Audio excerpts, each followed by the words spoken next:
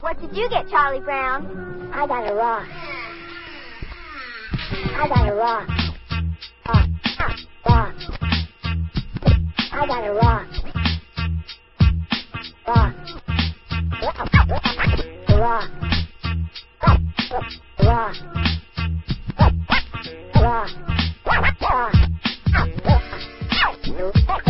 I got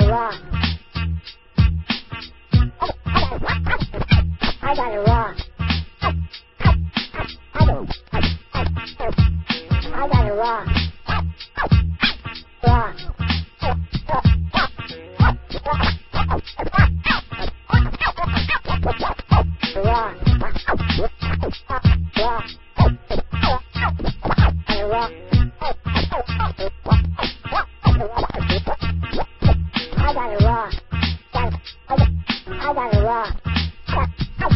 I got a rock. I got a rock.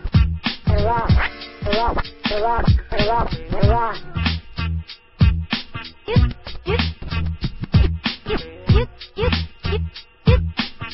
What did you get, Charlie Brown? I got a rock. I got a rock. Rock. Rock. I got a rock. I got a rock. Got a rock.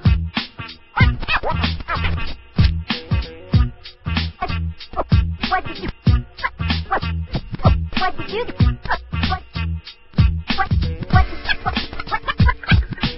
What did you get, Charlie Brown? I got a rock. I got a rock. Rock. Rock. Rock. Rock.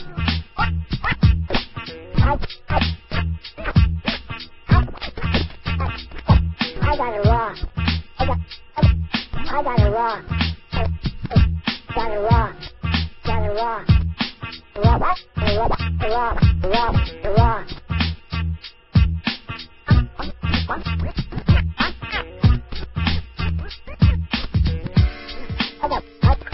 I got a rock.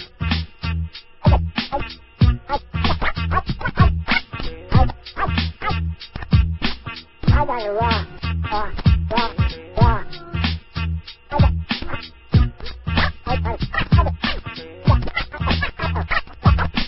I got a rock.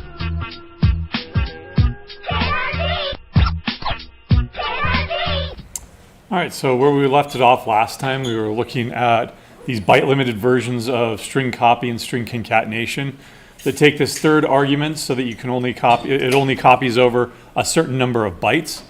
And what we were going to do is we were going, well, we demonstrated this using, by getting a substring, right? This string up here, say that I just wanted my last name or something like that. And so I did that by a combination of strncat or strncopy if you wanted. And then I'm using the original string here. I'm using both indexing to go to the middle of the string, and then also an ampersand here to take that and then turn it into a pointer so that you can pass it off to the function this strncat function here. So what we want to do now is actually implement this. We agreed that this is the most general one. Let's go ahead and implement this substring method that takes a string and you want it from a begin index to an ending index.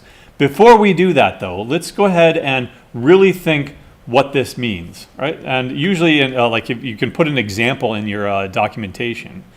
For example, right? If the string is say hello world, right? Then calling this function on begin index, if I wanted world, right? Then like let's say where would I begin there? So that would be 0, 1, 2, 3, 4, 5, 6, right? On 6, and then where would I go up to in order to give the following, right? That I'm going to end up with world, right? Okay, as my string, and I'll put that in double quotes there to emphasize that it's a string, right? Well, if I use begin index, where would my ending index here be? So beginning index would be 6, 7, 8, 9, 10. Okay, you can do it that way. But now what is the length of the string? In this case, world is 5. All right, tell me what the math I used to get that. 10 minus 6 is 4, and then I add 1. Right? For that reason, a lot of substring functions, and we'll see this is true in Java, they do what's called inclusive exclusive. In fact, you'll see this all over the place. The same pattern in every language that I've seen. Right? So what we're going to do is we're going to augment this documentation to say that we're going to be inclusive exclusive. So a given string from the begin index, inclusive, to the end index, exclusive. Now what that means is we are going to retain that first one. But when we go over to 10, we're not going to retain that one. We're going to go one less, right? And that's because that's the pattern that most things follow, because of 0 indexing. Right? Now the trick here is that you just have to go up to 11, right? Now 11 minus 6, what's the size of the string? Right, 5, right? And that math works out, okay?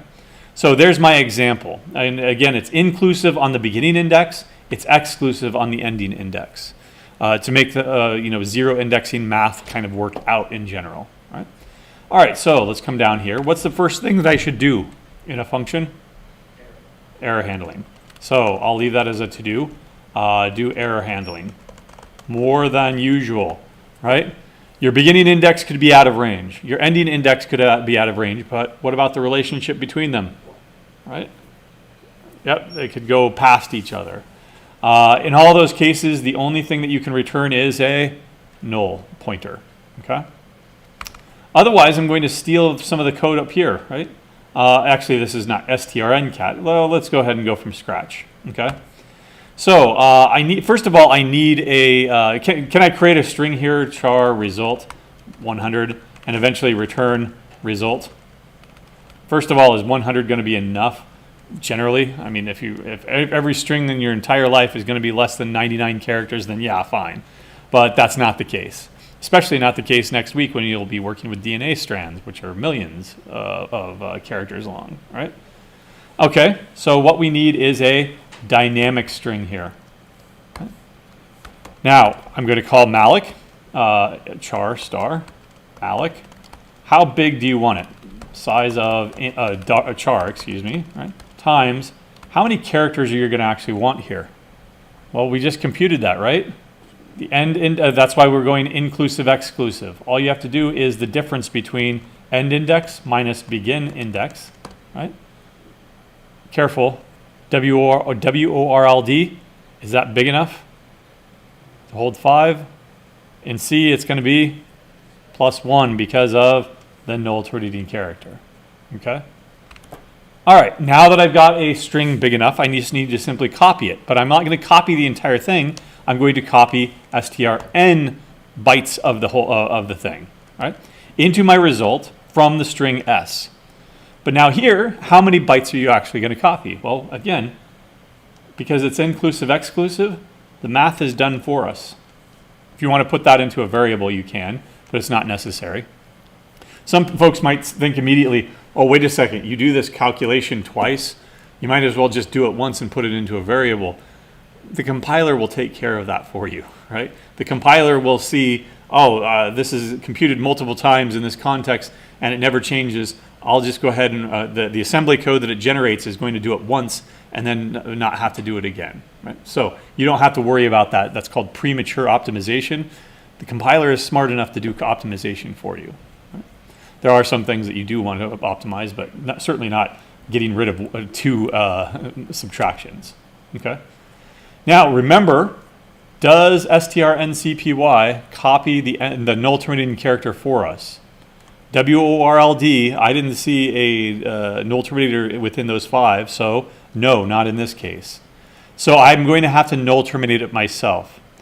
What is the last index there to set it equal to the null terminating character? Yeah. What?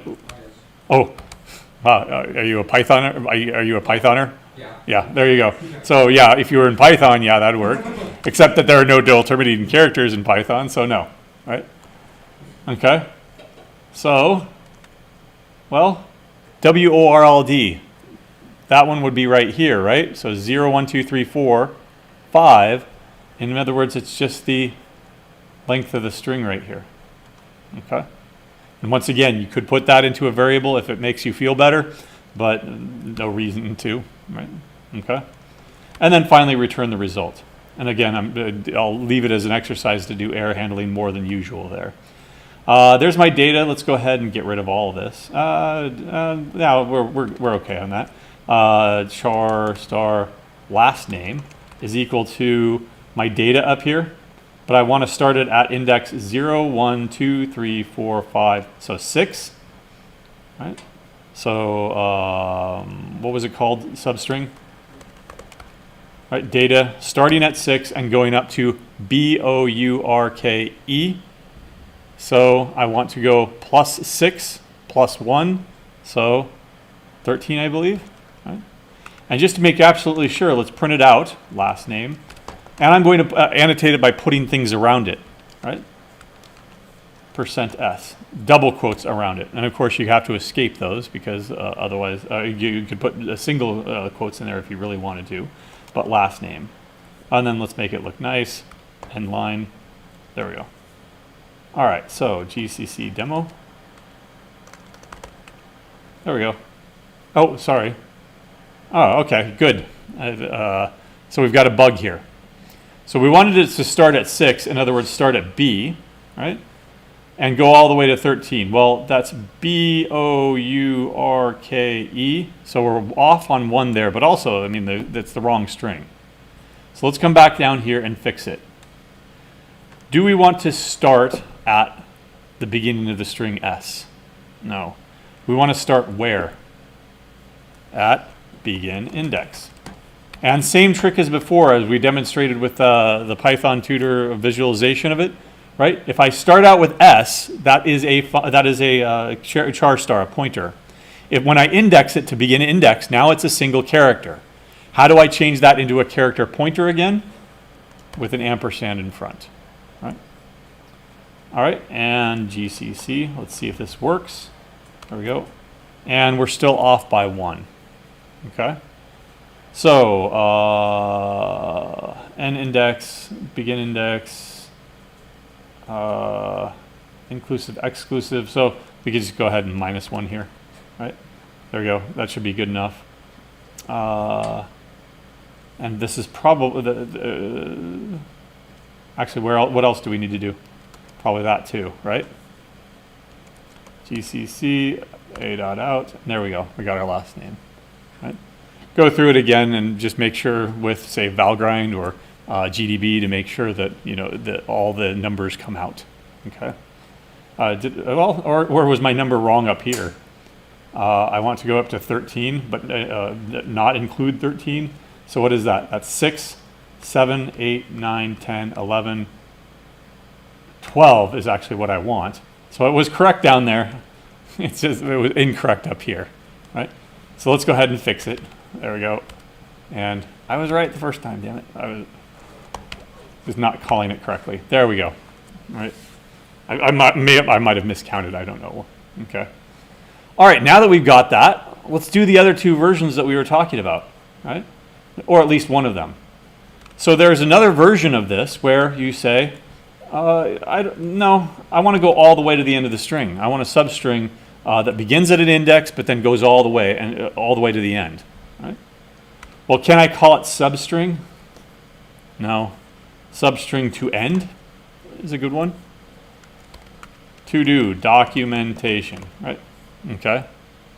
All right. So should I start writing this immediately?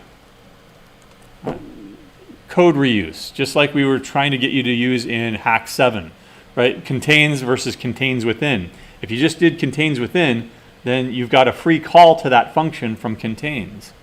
Well, I've got a free call to this function. Return what? Substring of S at begin index, and then I just need to go to the end of the string. strlen Actually, what? strlen of s minus begin index plus 1. I think that that's right. Let's find out. Let's go ahead and make a dummy test case here. Hello world, right?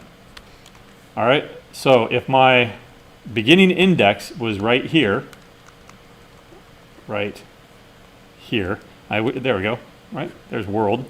There's my beginning index. Then what is the size of the string? strlen is going to be what? 511, looks like to me. Okay. So that's going to be 11 minus the beginning index, which is what? 0, 1, 2, 3, 4, 5, 6, minus 6. And then all the way to the end plus 1, so that's going to be equal to 5, 6. Right. Okay. That's wrong then, right? Because what we want is to go, we said that this was 6, so 7, 8, 9, 10, 11. We wanted to go to 11. Okay, so that we don't need to subtract this off at all, do we? Right? That's the beginning index, and then that's the ending index. Right? All right, let's figure it out one more time. So that's going to be 6. Is that correct? Help me out here. 5, 6. Right? That's the beginning index. And so now to 11. So it'll be 6 to 11. So that's 0, 6, 7, 8, 9, 10, 11. And remember that it's exclusive on the end. So we're not actually getting that null terminating character. We're putting it in ourselves. All right, I'm convinced that it works, right? But of course, you would want to formalize that as a unit test, right? And then actually run that unit test. But we're just going to do an ad hoc test here, right? Yeah, we'll do the same up here, right? Char last and rest, right, is equal to substring to end of data 6. Right, there we go. And printf last and rest to this and this, tcc, a dot out. Looks like we got everything to me. Let's verify, yep, 105. Okay. All right, cool. Then how would you do the third? What was the third variation on this? Substring length, right? Where it's going to be const char star s int begin index, and then a length instead, right? Int length, sorry, right? So instead of specifying an ending index, you specify starting at this index, I want the next 5 characters, right? I'll leave that as a to-do for you, right? Because I'm pretty sure that you can do it at this point, okay? All right, so putting all of this into the notes so that you have it.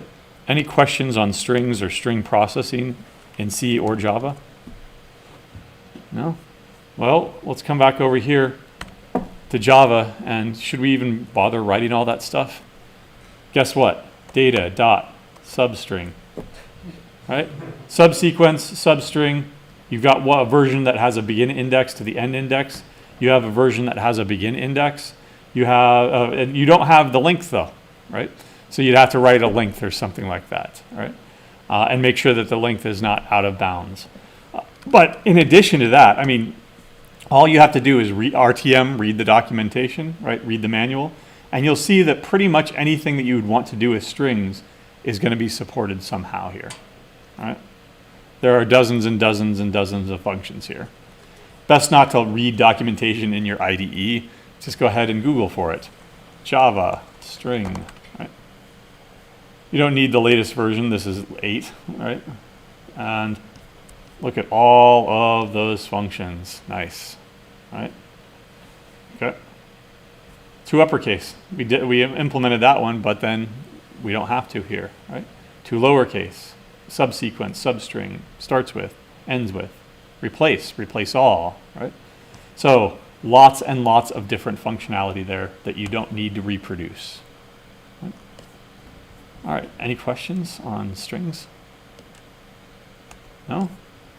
Then let's talk about the next thing that we'll be doing next week, right, and that you'll be doing next week, we're going to be doing it right now, is file I/O.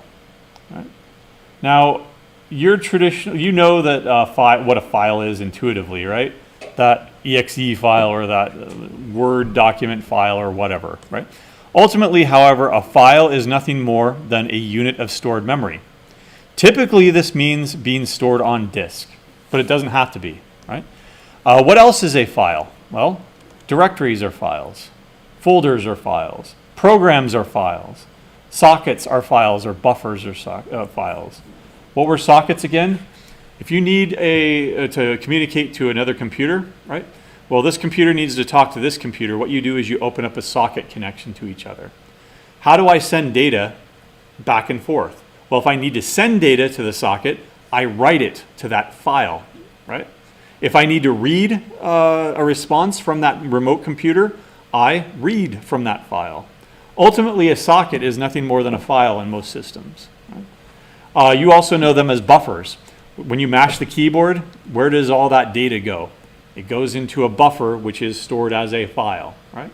And so ultimately, everything is a file on a system, right?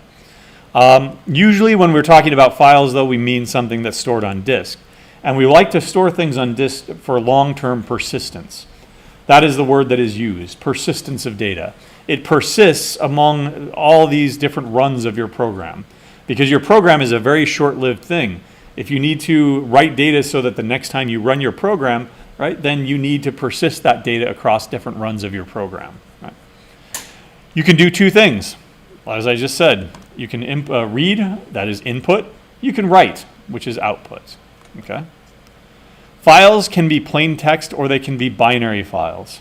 We're going to focus mostly on plain text here, because if you're dealing with binary files, bring in a library to do it. You've already done this in Hack and Lab 5 and 6.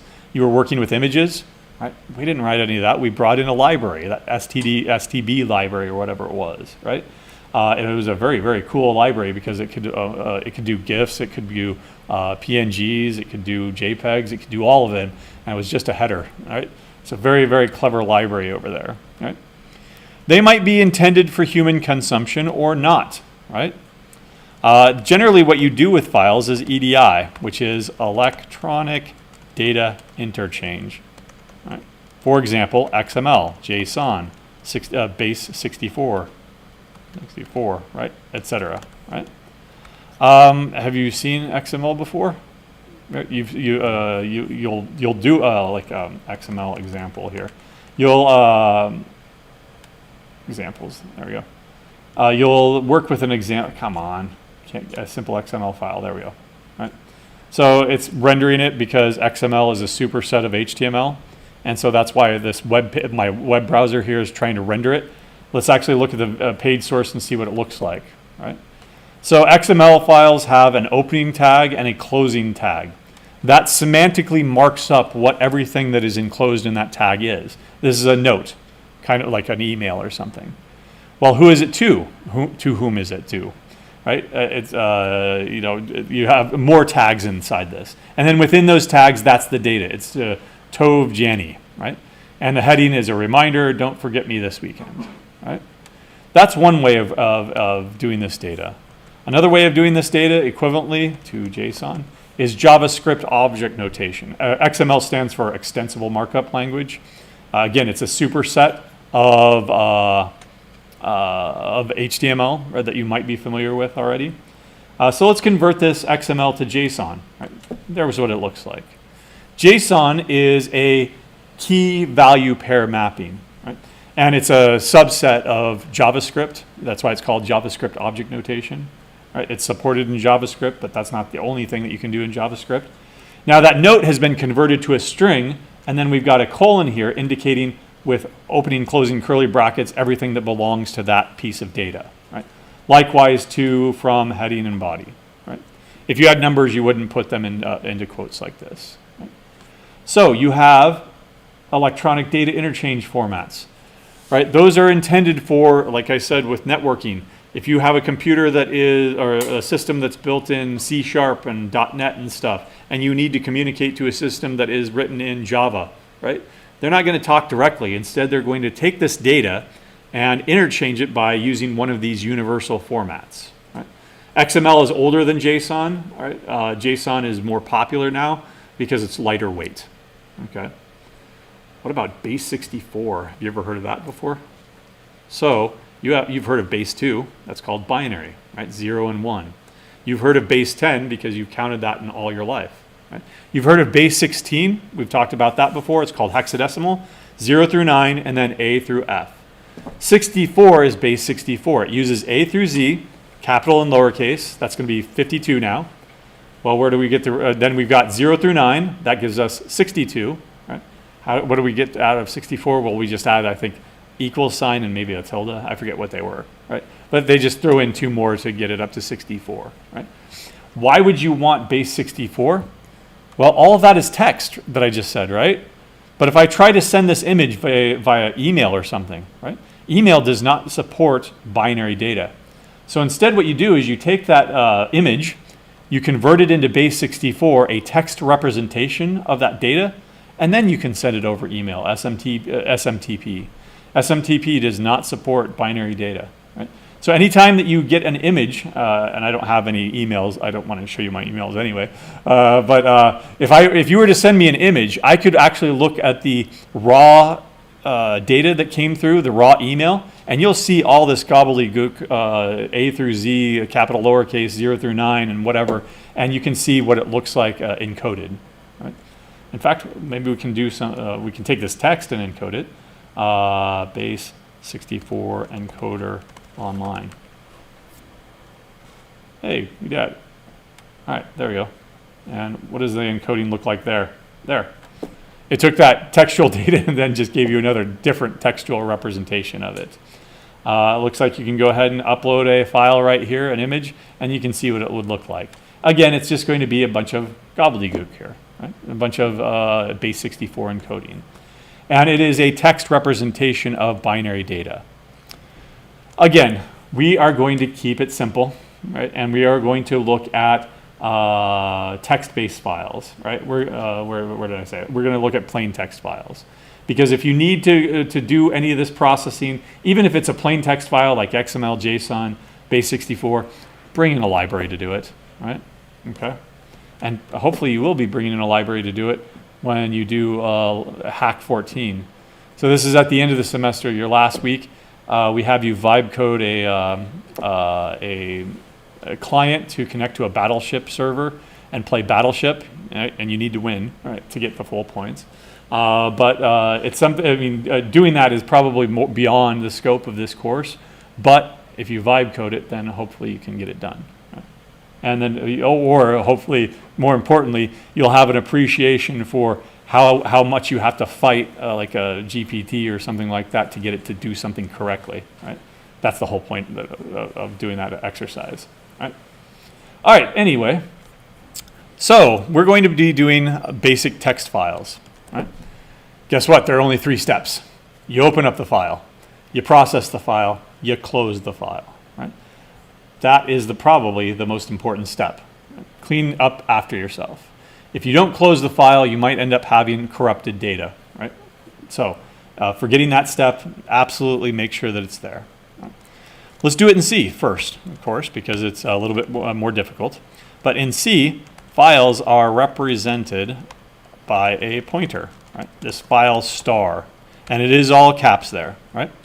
It points to somewhere inside the file, right? Initially, it points to the first character. Technically first byte, but again, we're going to treat them as plain text values here. Okay? Now, how do I open up a file? Well, there's this thing called fopen or fopen. The F stands for file, the open stands for open, right? There's 2 parameters. The first parameter is a string representing the path and name of the file. Right? The second parameter is a mode to open it up in. Right? And it can either be R or W. Right? What do you think those stand for? Read and write, right? Writing is going to be writing output, right? That's file output. Reading is input, okay? All right, so it returns, if successful, of course, a pointer to the file starting at the first byte or character. You can then either read it character by character or line by line, and it will update the pointer automatically, right? So if I open it up and there was only 5 characters in there, initially it's pointing to the first character. If I read that character, it automatically advances the pointer to the next character. Automatically advances, right? Okay. Well, I'll show you how to do that here in a second, but let's skip ahead to step 3. If you open it with fopen, right, what do you think you close it with? Fclose, or fclose, right? Once closed, that's it, right? The file is saved or flushed out to the standard output, or wherever it's being saved, right? You are done with it. Don't try to read from it anymore. Don't try to write from it anymore. Just like if you clean up memory using free, it's gone. Okay. All right, so let's come over here and start. And I'll go ahead and, all that's over in the notes already, so I'm going to go ahead and get rid of everything. All right, there, not everything, but all that stuff. Okay. So let's open up a file for, I don't know, reading first. Right? It doesn't matter. I need a pointer to it. Right? Now you can call this F. If it's an input file, you could call it in. Right? If it's an output file, you could call it out. Right? So let's just go ahead and call it out first, because file output is going to be the easiest one. Right? I'm going to call fopen. Okay. And then I'm going to pass in the file name. So let's just call it I'll call it file.txt, because it's a text file. Right? Only in Windows do these extensions actually matter. Unix is completely agnostic of whatever extension you give it, but it is helpful to other people to realize, oh, that must be a text file. Right? That's why we do these extensions. Right? And if this is an output file, then I'm going to do it for writing. Okay. You might ask yourself, well, that's one character, W and R. Why do we need a full string for that? It's because there are other modes. You can do it for appending, right? You can do binary for appending, right? And so there are other combinations that we're not going to cover. That's why it's a full string. Now, where is this file going to actually open up in? Well, I didn't specify a directory, did I? So it's going to open up by default in the current working directory, /. Right? Now, before I do anything, let's go ahead and make sure that we close it as well. Right? fclose. Okay. I'm just going to write a really quick string to it. I'm going to use printf. Right? But printf prints to the standard output. How do you think we can change this so that it prints to a file instead? fprintf. Now, cut, paste all of your knowledge with respect to printf, and you're good to go on file output. That's it. Right? So, hello, world. End the line. Right? Actually, I won't even end the line. Right? Let's go ahead and put in let's go ahead and create a variable here, int x is equal to 42, to show you that you can use fprintf, that you can use, we're not done here, but x is equal to %d. And now I will end the line, actually. There we go. So I'll go to the next line, and then I'll go to the next line, x. There. Now, printf is going to go to the standard output. If I use fprintf, I have to specify which file I'm sending this to. So I'm going to add in out right there. Right? Instead of printing to the standard output, it's going to print to the output file right there. Okay? And then I make sure that I close it. All right. So clear gcc demo. There we go. And let's run it. It did work. Right? Remember, to see files over here, sometimes you have to give it a kick in the butt and refresh. There's the file.txt. Right? It was always there, though. Right? File.txt. All right. Hello, world. X is equal to 42. And why does it have a third line? Well, because I added that third line right there. It's an empty line, but I went to the next line. All right? Okay. Let's go ahead and get rid of that. What if I were to say goodbye world now? Let's go ahead and run it again. Right. And let's run it one more time. What's going to happen here? It's perfectly fine. Right. Did you see that really quick? It changed, right? So what does that tell you about file IO? It doesn't matter what was in there before. If you open it up, if you start writing, you're overwriting the original contents, right? So what if I had, like, additional stuff here, right? Let's go ahead and save that.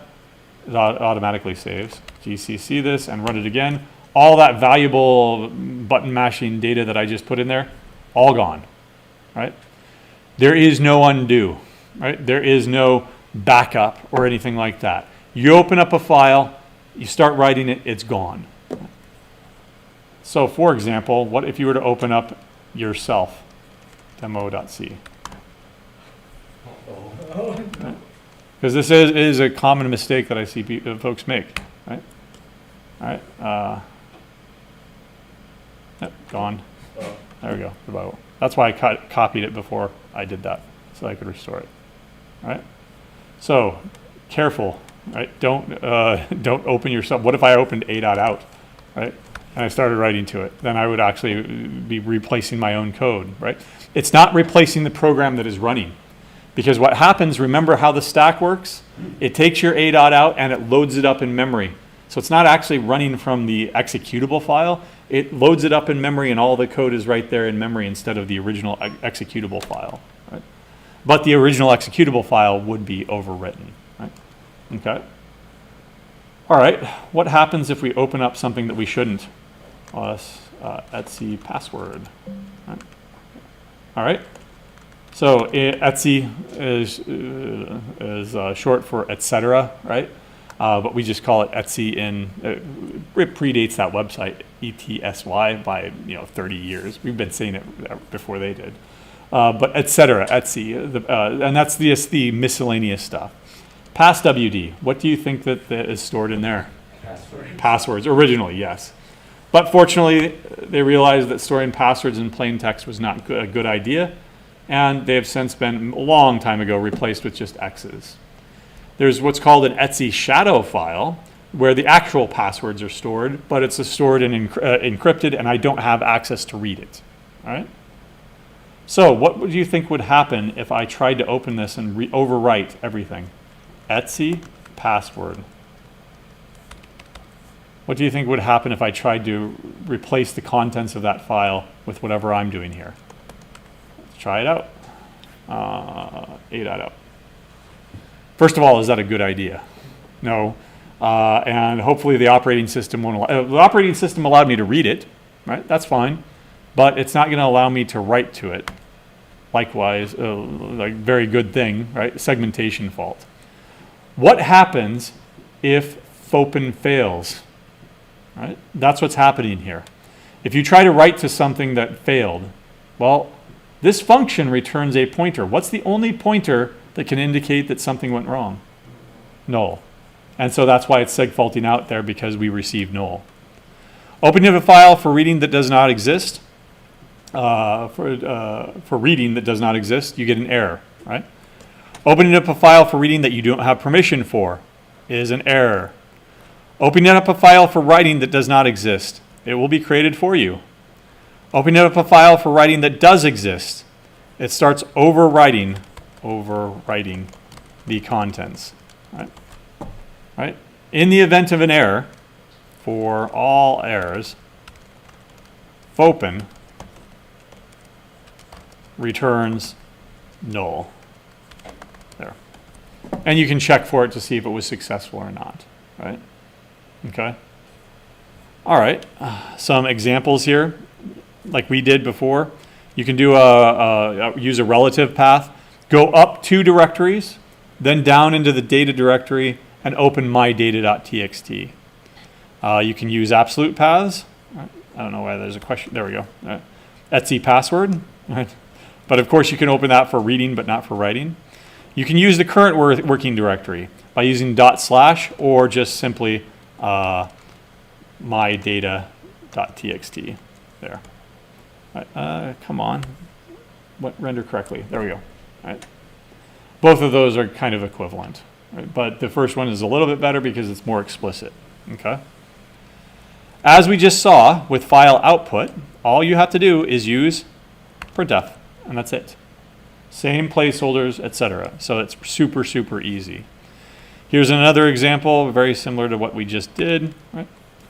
You can open it up in the current working directory, foo.txt. Remember, it's for writing because it's output. fprintf. If you've got doubles and characters and whatever, strings, right? Then you can use all those placeholders. The only difference is that there's another first argument here. The file, sometimes these are called file handles instead of file pointers, but that's the file handle right there. And then make sure that you close it. Failure to close, 99% of the time you're okay. It's that 1% of the time that failure to close then doesn't actually flush the buffer, right? And you don't get all the data in there. Right? For example, let's try it. 1, 2, 3, 4, 5, 6, 7, 8.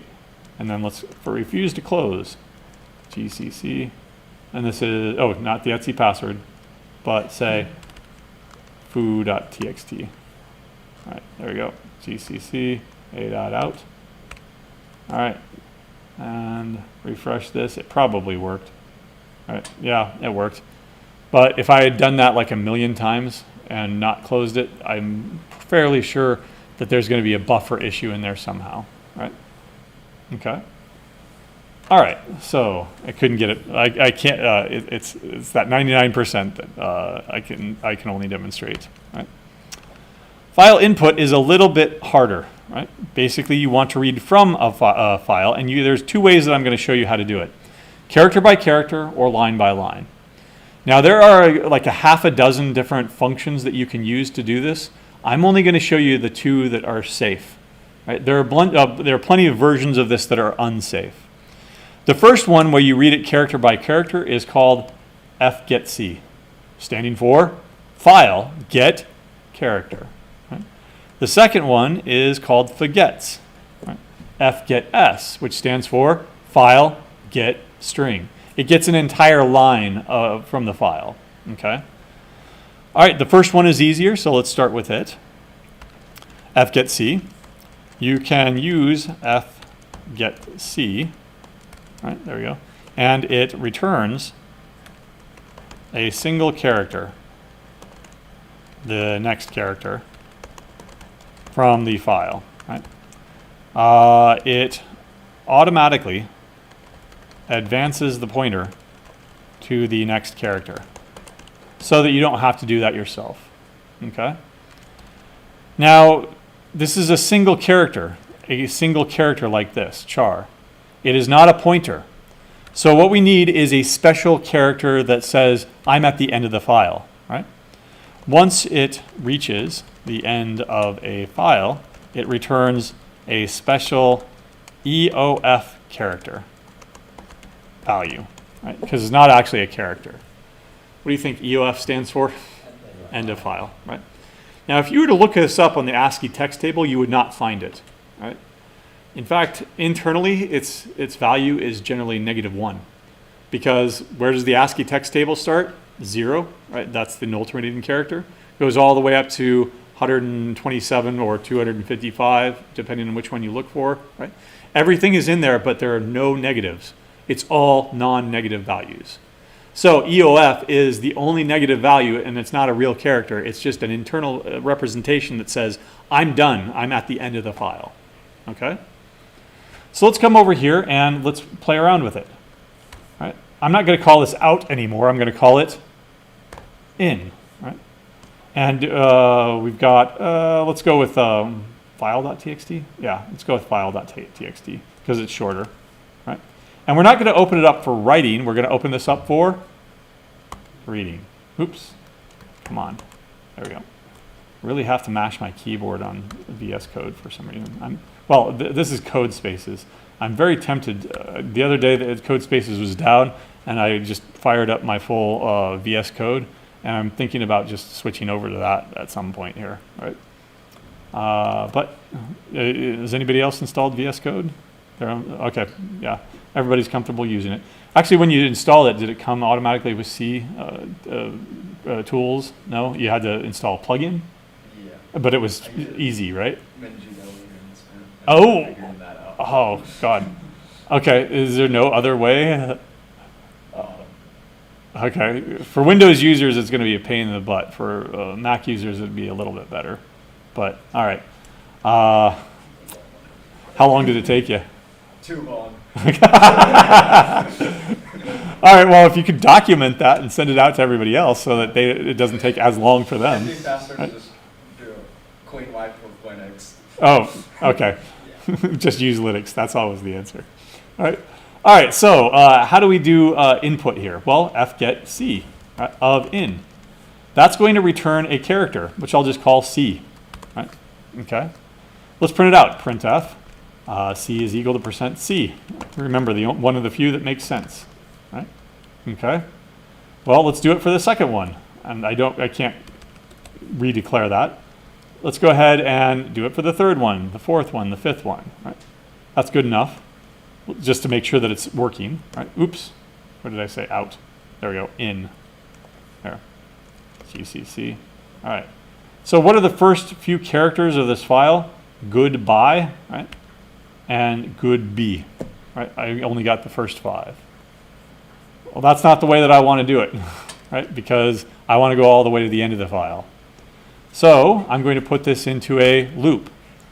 While, because I don't know how many characters there are ways of getting that, by the way.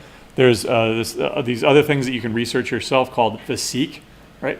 And rewind, right? Basically what you can do is you can advance the pointer all the way to the end. You can advance it by 50 bytes. You can rewind it by 100 bytes, or you can rewind it all the way to the beginning, right? And there are all these other utility functions. Why do we call them seek? Why do we call them rewind? Think back. Yeah, go ahead. Radios? Radio, like what do you mean? You know, Okay, that's the same basic idea, but think of a different technology. Like maybe after radios, but nobody uses anymore. Right? Like something from like the 80s, 70s or 80s. What do the computers look like? These big giant boxes with tape reels on them, right? And so what did you do? Files were stored on these tapes, right? How did you get to how did you go forward? You fast forwarded, you seeked, right? How did you go back? Well, you just rewound the tape, right? And that's where that nomenclature comes from, right? Of course, we don't generally, actually those tape backups are still used to this day because they're still per byte the cheapest way of doing it, right? It's not common anymore, but whatever, right? It's still the cheapest way, right? So I will go ahead and print it out and then get my next character. What is my ending condition here?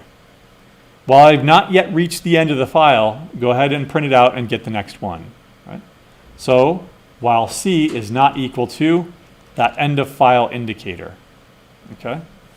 Let's make this a little bit more interesting and keep a counter. How many characters am I actually going to read here? Right? And for that, I will go ahead and say count plus plus. And at the end, after I've closed it, printf read %d characters and the line count. Because I just want to make sure that I get them all. Or count or counter. Uh-oh. Should be count. There. Okay. GCC. Go all the way to the end. Right, there it is. Goodbye world. X is equal to 42. And I read 42 characters. Do you see 42 characters in there? Or 22 characters, excuse me. Count them up. You can go ahead and try. But I'll just go ahead and go LSLA. There's file. How many bytes is it? 22. 1 byte per character. Right? There's another utility called word counter file.txt. There are 2 lines, 5 words, and 22 characters in that file. Right? Another nice utility there. Or you could cut and paste and go to online character counter. Right? And there's the one I use all the time. There we go. And characters. All right, it's not counting the end-line characters there because it's meant for people, right, instead of computer scientists. Right? Right? Okay, word count is what you would want though, or LSLA. Okay. All right. Then what we're going to do next time is we'll get into fget-c or fget forgets, and then we'll look at it in Java. Again, super, super easy in Java. All right. Have a good weekend.